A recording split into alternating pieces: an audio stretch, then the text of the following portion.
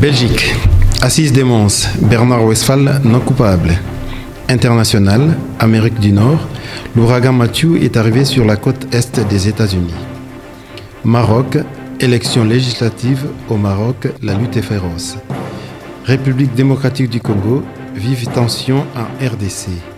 Page culturelle, les festivals couleur café devraient-ils quitter Tour et Taxi? Madame, mademoiselle, monsieur, bonjour. Les journaux d'Al-Mouatine. Les jurys a tranché.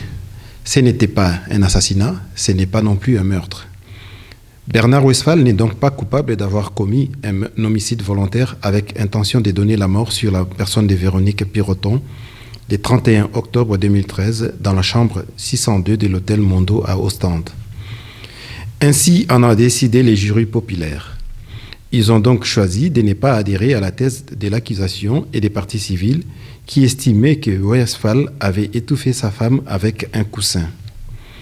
Les éléments de l'enquête ne permettent pas d'établir l'homicide. On peut citer entre autres l'existence d'éléments troublants, l'existence et l'emplacement du sachet en plastique, la présence d'hématomes, les bruits entendus par les témoins des chambres, l'attitude de l'accusé suite au décès de son épouse, ainsi que les avis des experts. Il existe donc un doute raisonnable qui doit bénéficier à l'accusé. Plus de 300 morts dans les sillages de l'ouragan Matthew en Haïti. En effet, le bilan est passé à 339 morts selon un décompte de l'agence de presse Reuters qui se base sur les décès dénombrés par la protection civile au niveau local. Ces personnes ont été tuées par des chutes d'arbres, des débris volants et les rivières en crue. La ville principale, Jérémie, a vu s'effondrer 80% de ses bâtiments. L'ouragan Matthew, dont les pluies torrentielles et les bourrasques d'une centaine de kilomètres battent la côte est de la Floride, affaiblit tôt ce vendredi, mais reste extrêmement dangereux selon les centres américains de surveillance des ouragans. Matthew, encore catégorie 4, il y a quelques heures, est désormais catégorie 3 sur l'échelle des Saffir-Simpson qui en cote 5. C'est vendredi 7 octobre 2016, les Marocains élisent les partis qui dirigera les prochains gouvernements pour une durée de 5 ans. Entre les deux favoris, les islamistes du PJD et les libéraux du PAM, la lutte est féroce. S'il fallait encore une preuve qu'au Maroc, les temps ont définitivement changé, ce serait celle-ci. Nul ne peut se hasarder à prévoir qui sortira vainqueur des urnes ce soir.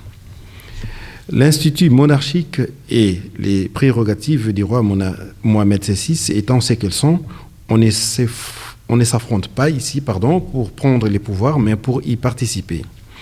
Ce qui n'a pas empêché la lutte féroce pour déterminer quel parti l'emportera et au sein duquel, par voie des conséquences, sera choisi le prochain chef du gouvernement. Pour la première fois, la scène politique est largement bipolaire. Elle oppose les partis de la justice et du développement du Premier ministre sortant, Abdelillah Ben Kiran, islamiste et conservateur, au parti Authenticité et Modernité d'Ilyas El Omari, social-libéral et des centres gauche. Vive tension en République démocratique du Congo. La Belgique réduit la durée des visas à 6 mois pour les responsables congolais porteurs des passeports diplomatiques en raison de la situation politique actuelle. Pour M. Renders, ministre des Affaires étrangères, le climat politique actuel en République démocratique du Congo est inquiétant et une période d'incertitude plane après la date du 19 décembre qui correspond à la fin du mandat présidentiel de Joseph Kabila. Joseph Kabila qui aurait annoncé les reports des élections lors de sa visite de travail en Tanzanie. M. Kabila s'étant exprimé en Swahili en Tanzanie, les porte-parole du gouvernement congolais, M. Lambert Mende, joint par téléphone, a tenu à préciser que le président Kabila a simplement déclaré qu'il voulait que les élections à venir en RDC soient crédibles, qu'elles se tiennent avant décembre ou après, lorsqu'elles seront convoquées par l'organe habilité. Pour notre page culturelle, nous allons aborder la question concernant le festival Couleur Café Devra-t-il quitter ou non Tour et Taxis? La ville de Bruxelles et la région bruxelloise s'opposent. En effet, pour la région bruxelloise, le festival Couleur Café ne pourra plus être organisé sur les sites de Tour et Taxis. La ville de Bruxelles n'est pas de cet avis.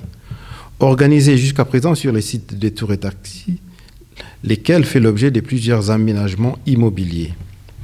La région bruxelloise et la ville de Bruxelles ne partagent pour le moment pas la même analyse des options à envisager et on n'est toujours pas fixé sur les lieux de la prochaine édition. Voici les prévisions météorologiques. Merci pour votre fidélité et je vous fixe rendez-vous la semaine prochaine. Au revoir.